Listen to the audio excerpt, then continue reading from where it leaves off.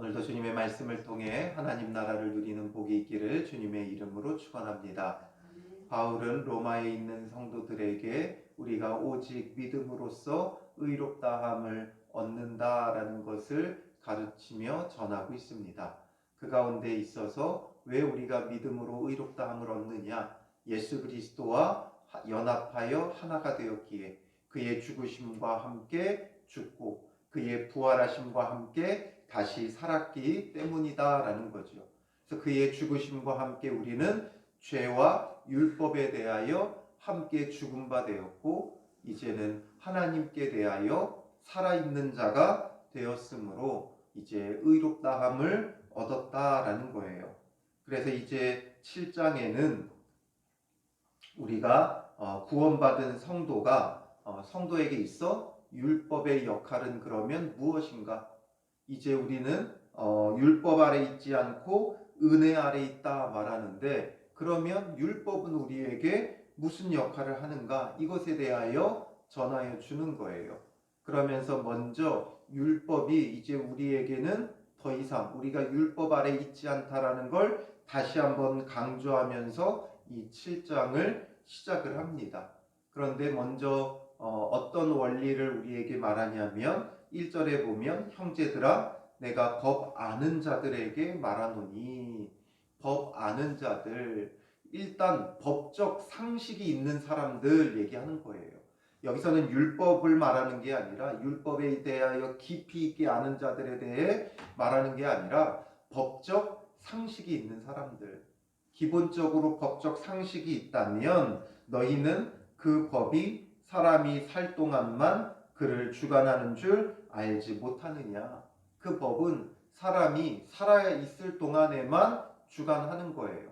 우리도 가끔 뉴스에 보다 보면 공소권 없음으로 종결되었다 이런 말을 듣게 돼요. 언제 공소권 없음으로 종결되어져요? 범죄 사실에 대한 대상자가 죽게 되어지면 이제 공소가 없어지는 거예요. 이제 이런 것처럼 그 법은 사람이 살 동안만 공소권이 있는 거죠. 사람이 죽으면 더 이상 그 법에 대한 공소권이 없다. 이것을 말하는 거죠. 이것이 우리에게도 법적 상식으로 아는 바가 되어 있어요. 그래서 실예로 남편 있는 여인이 그 남편 생전에는 법으로 그에게 매인바 되나 만일 그 남편이 죽으면 남편의 법에서 벗어나느니라. 남편이 살아있을 때 나의 남편이고 그 부부 관계 속에서의 주어진 어떤 율법이나 법적인 관계가 혼인 관계가 성사되는 것이지 남편이 죽으면 그 남편과의 혼인 관계 속에 주어지는 모든 법으로부터 벗어나고 자유롭다라는 거죠. 그러므로 만일 그 남편 생전에 다른 남자에게 가면 음녀라. 그러나 만일 남편이 죽으면 그 법에서 자유롭게 되나니 다른 남자에게 갈지라도 음녀가 되지 아니하느니라. 성경은 종종 이런 혼인관계를 비유적으로 많이 써요. 왜 혼인관계를 비유적으로 많이 쓰냐 하면 바로 예수 그리스도와 우리와의 관계, 예수 그리스도와 교회와의 관계가 바로 이런 혼인의 언약관계와 유사점이 굉장히 많기 때문에 똑같지는 않지만 그 유사한 것을 비유적으로 많이 쓰는 거죠. 그러니 여기서 남편이라고 하면 죽은 남편이라고 하면 우리에게는 뭐와 같은 거예요? 율법의 역할과 같은 거예요. 율법은 우리가 이전에 죄 아래 거할 때 율법은 마치 우리의 남편과도 같아서 우리가 그 율법의 매인바가 되었고 그래서 그 율법의 저주와 진노 아래 놓이게 되어 있었어요.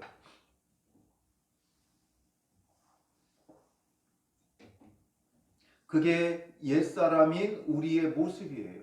옛사람인 우리의 모습은 율법과의 그 관계 속에서 저주와 진노, 율법으로 의롭다함을 얻는 게 아니라 그 율법을 다 지켜 행할 수 없기 때문에 우리는 저주와 진노 가운데 율법과의 관계 속에 저주와 진노 가운데 놓일 수밖에 없었던 거죠. 그런데 4절에 그러므로 내 형제들아 너희도 그리스도의 몸으로 말미암아 율법에 대하여 죽임을 당하였으니, 그리스도의 몸으로 말미암아 율법에 대하여 죽임을 당하였다는 게 뭐예요? 앞에서 설명드렸던 대표와 연합의 원리죠.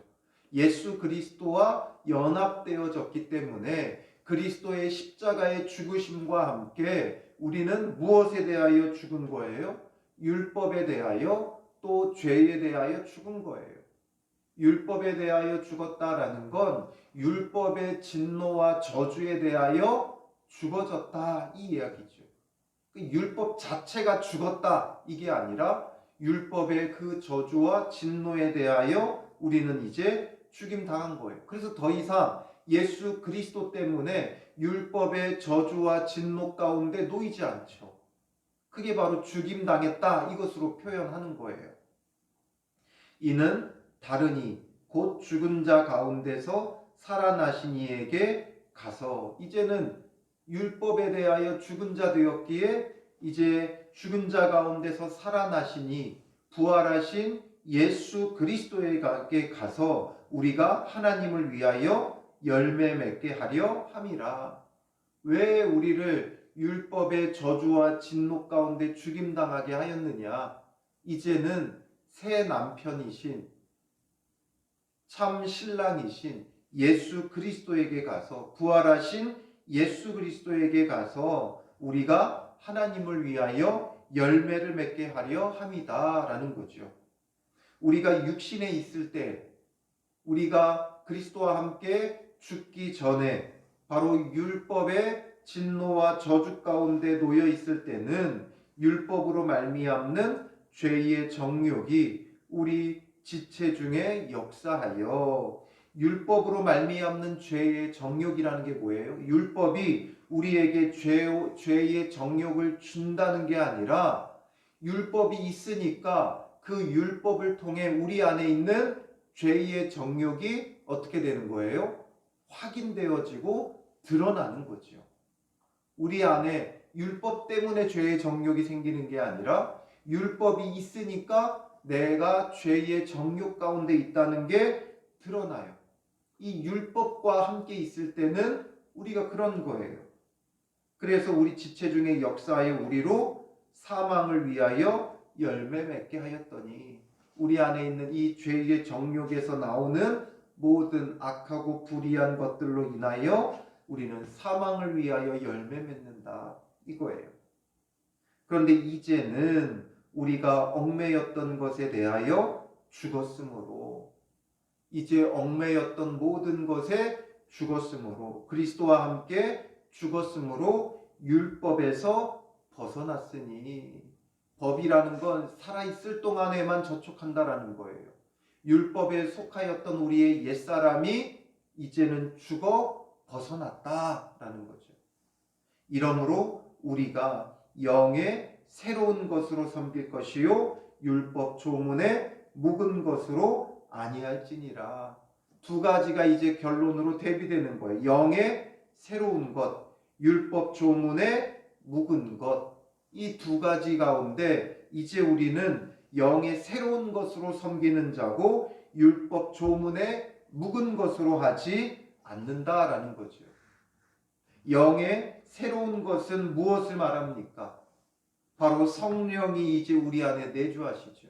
우리의 옛사람이 죽어짐으로 성령이 우리 안에 내주하고 그 성령으로 말미암아 새롭게 하시는, 성령이 우리 안에서 내주하시며 우리를 새롭게 하시는, 거룩하게 하시는 그것을 따른다라는 거죠.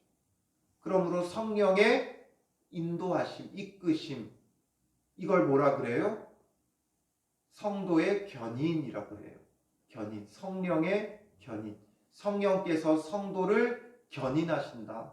견인차가 고장난 차를 견인해 가는 것처럼, 끌고 가는 것처럼 성령이 우리 안에 내주하시며 우리를 견인하시는 거예요. 끌고 가시는 거예요.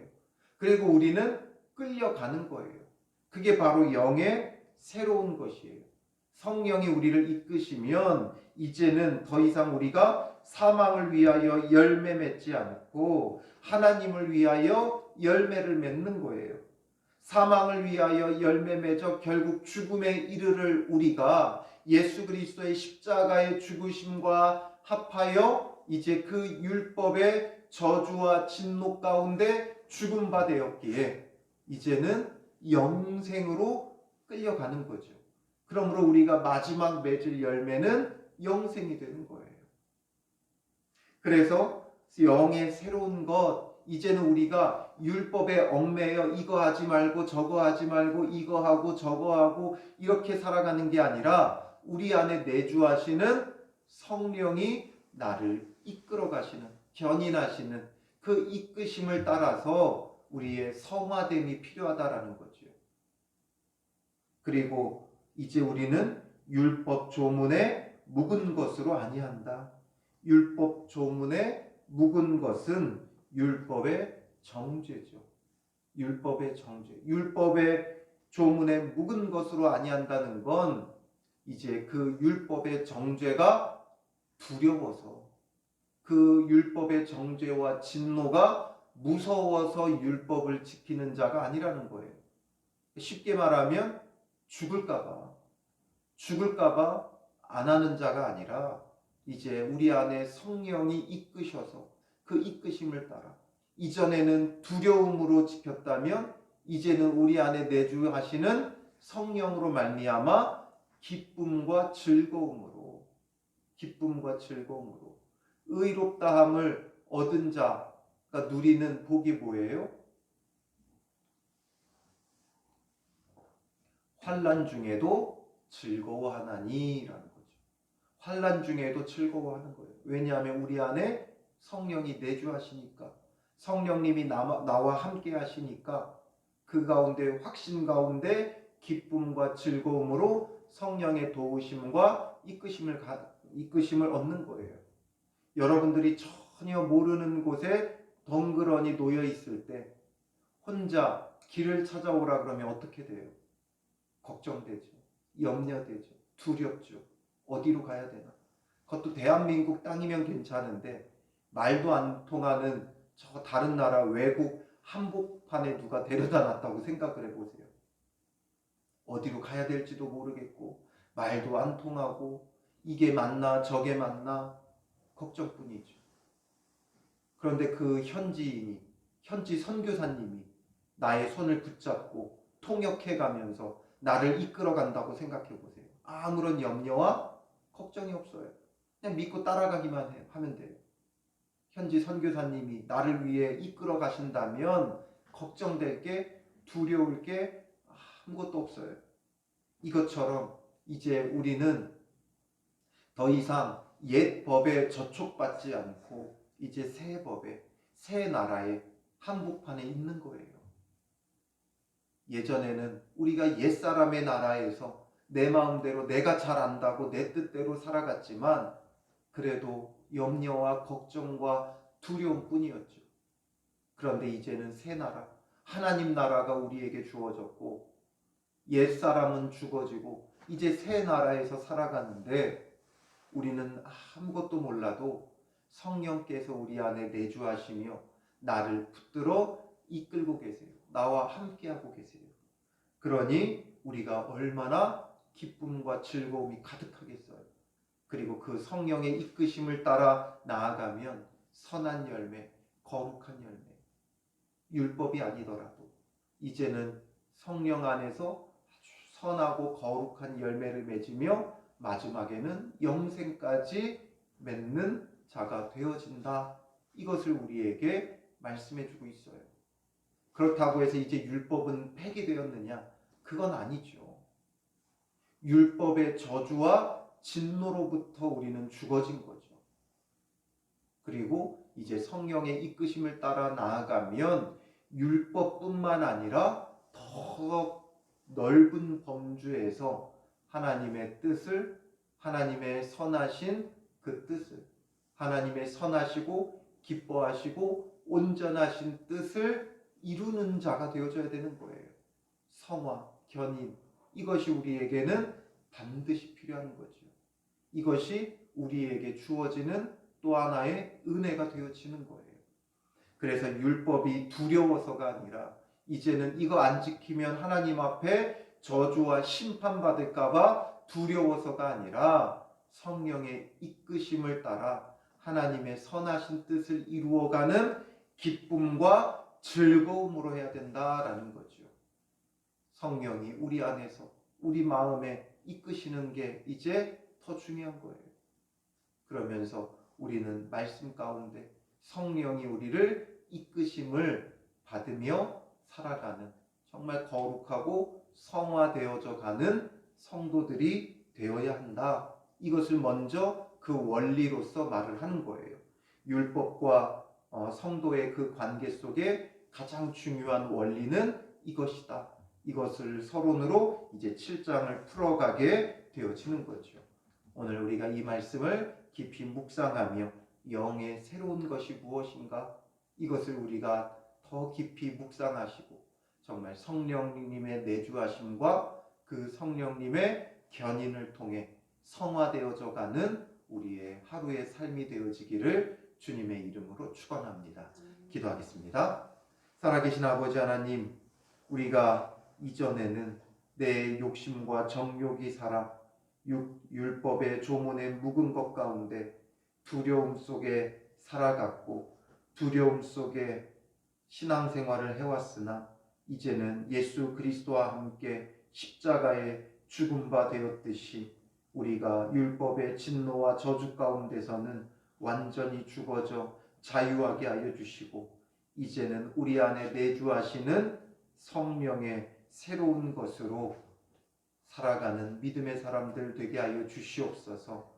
내주하시는 성령께서 친히 우리를 견인하여 주시고 이끌어 주셔서 우리의 안에 있는 모든 두려움과 괴로움이 떠나가게 하시고 환난 중에도 즐거워하며 확신하며 주를 따르는 믿음의 사람들 되어 성령의 이끄심을 따라 하루하루 매 순간순간 성화되어져 가는 거룩한 믿음의 사람들 되게 하여 주시옵소서. 성령이 오늘 하루도 우리 성도들과 교회를 이끌어 주실 줄 믿사오며 예수님의 이름으로 기도합니다.